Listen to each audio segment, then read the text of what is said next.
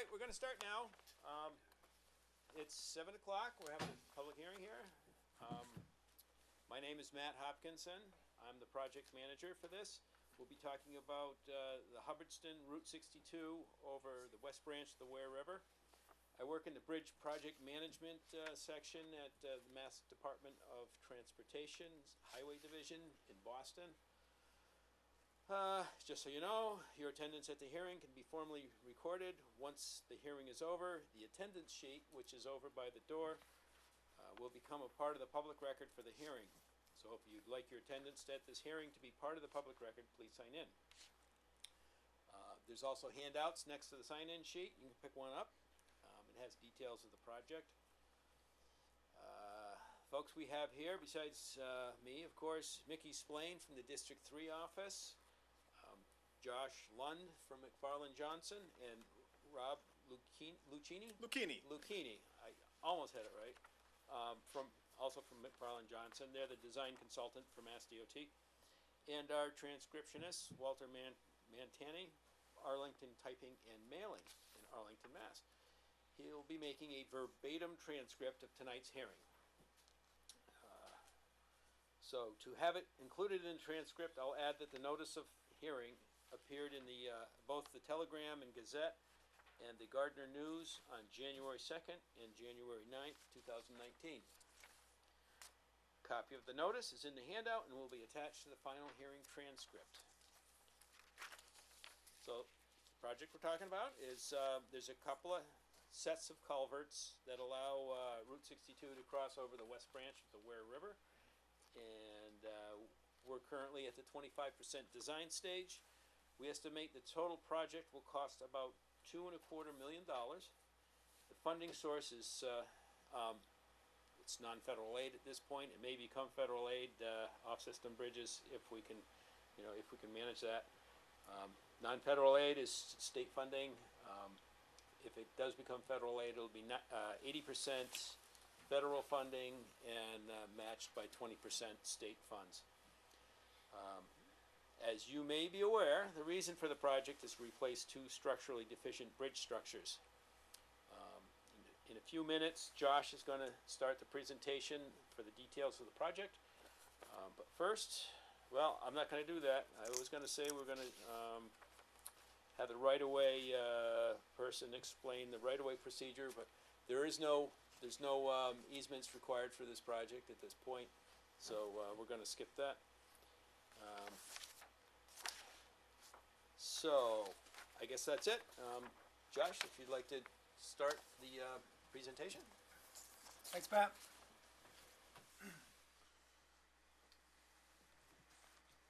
As Matt said, I'm Josh Lund with McFarland Johnson. We have Rob Lucchini here as well. Just the project team, the town of Hubbardston as the proponent, McFarland Johnson as the consulting engineer, and MassDOT's Highway Division. The project area where we're talking about is State Route 62, between State Route 68 and Twin Hill Road. It is two sets of culverts that carry Route 62 over the West Branch of the Ware River. State Route 62 is a rural major collector. It has about 1,550 vehicles per day. It's not on the national highway system, and has about 12% of trucks. The two culverts that we're talking about, bridge number 21 is a two-barrel, two steel culverts. They go over the main branch of the tributary. And then the secondary branch are these three culverts here, which is bridge number 27, both constructed in 1950. Project constraints, this area goes through almost what's a causeway, very marshy and waterway and wetlands on both sides. There's a 100-year floodplain on both sides. It's a water supply protection area. And for threatened and endangered species, there's a long-eared bat, and there's multiple state-listed species. It is a priority habitat of rare species and estimated habitat of rare wildlife. So there's a lot of environmental concerns that we'll be addressing through the design of the project and mitigating. Existing issues. The most blatant are the condition of the culverts. They're structurally deficient. We're going to show you some of the pictures that of the condition of the culverts now. The culverts are cracked and rusted and failing. The head walls and wing walls are concrete, and they're concrete and stone, and they are failing and deteriorating as well. Through the project, the existing guardrail is also substandard, primarily by the height, and it's not MASH compliant, which is a new standard for guardrail nationwide. So the culvert, as you can see, this is all steel. There's a lot of holes in the culverts, some displacement of some of the joints.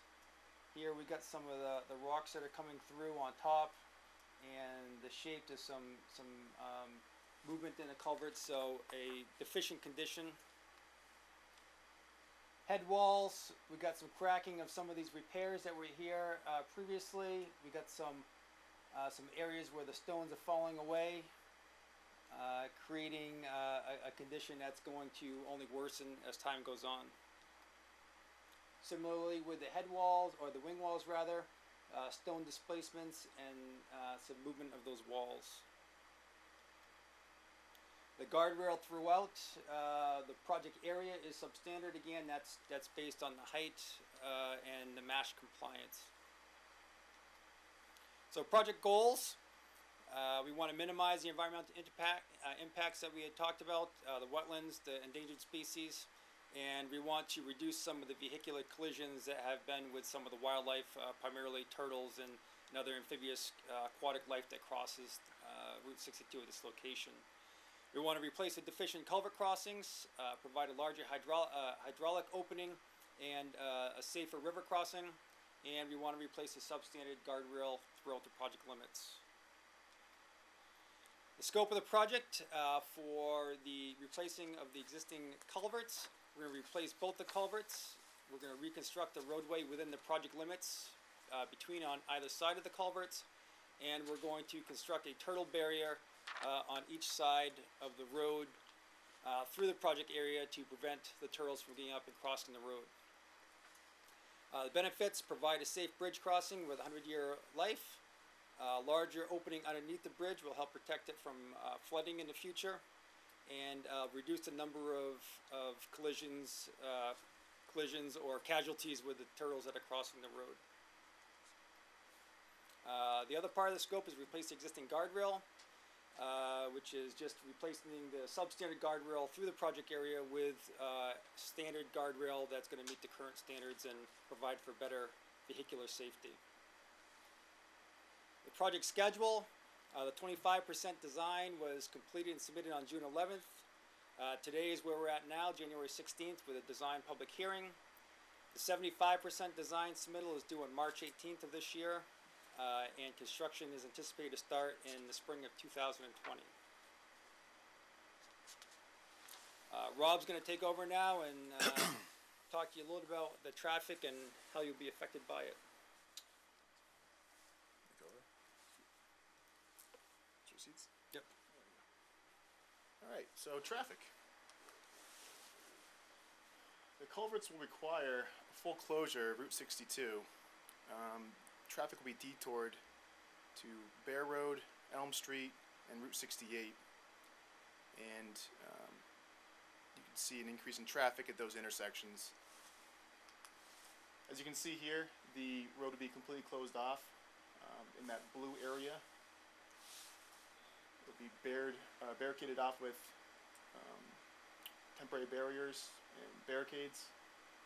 So there will be no crossing that area during construction. You can see the orange route indicated in this figure here shows the detour. The detour is approximately 5 miles, 7 minutes to get around the closure here.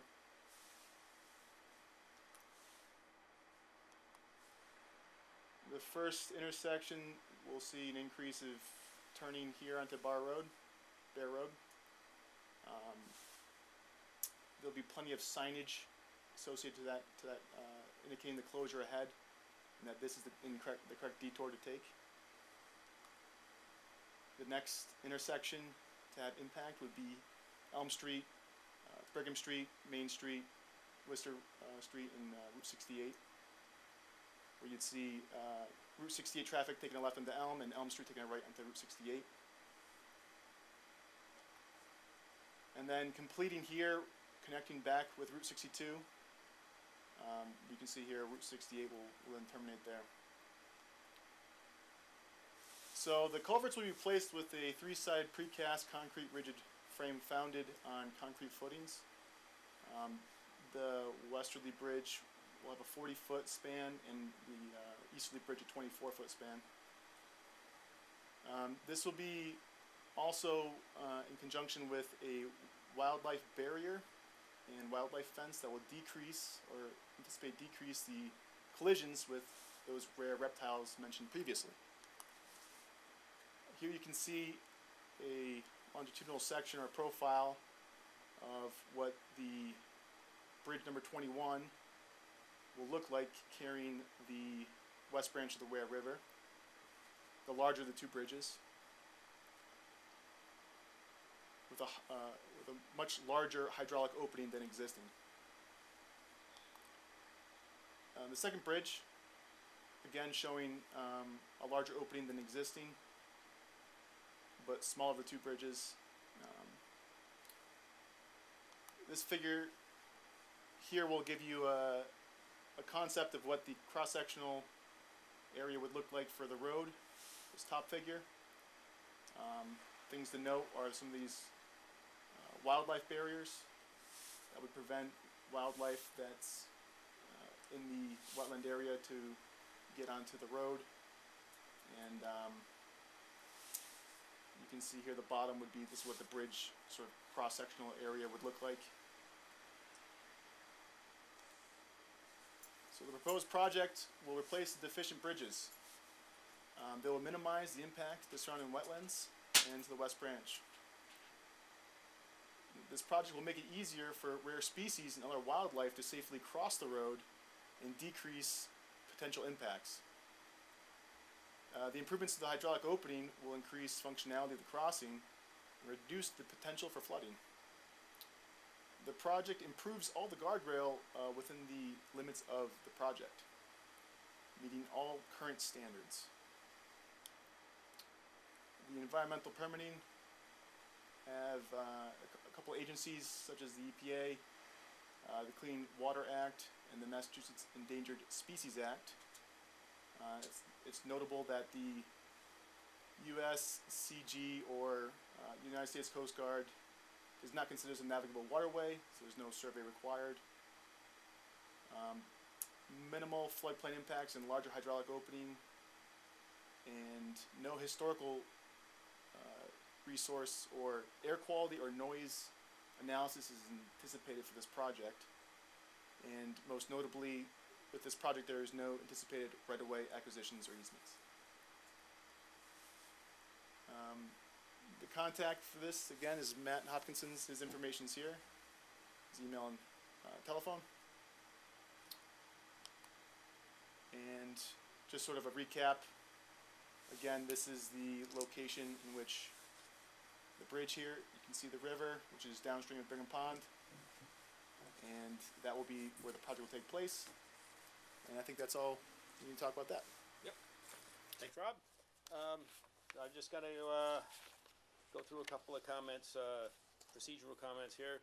Normally we go through and people have to give their name and spell it, but I think we have business cards for everybody, so we don't have to bother with that.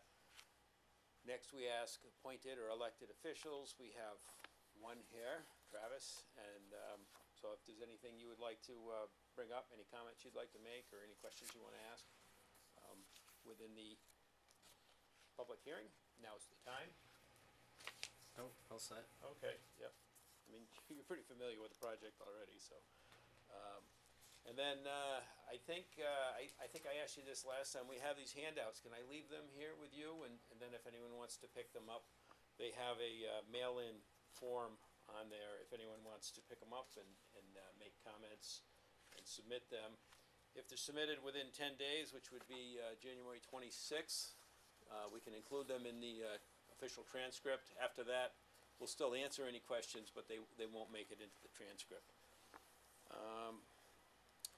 So, I think that's it. If there's no questions, then I'll just close the hearing at 7:16 p.m.